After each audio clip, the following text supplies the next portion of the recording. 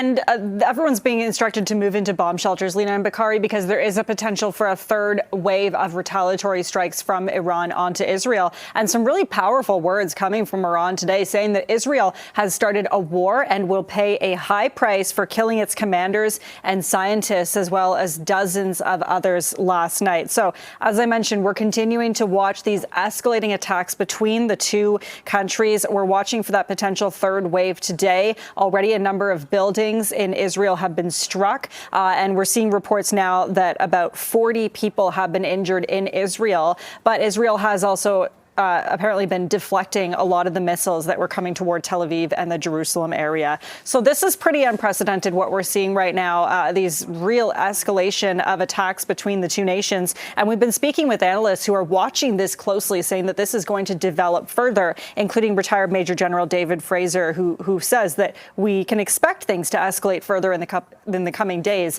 before anything might get just a little bit better. Here's more on what he had to say. So the de-escalation started with the UN that said that Iran was not abiding by the proliferation of nuclear weapons, and so they were warned about that and actually sanctioned against that. That was the trigger that probably took Israel over the bridge, and they said that they would not allow Iran to have the weapons grade nuclear material that could handle 8 to 10 weapons. And so they attacked, and including killing those scientists and the Iranian leaders.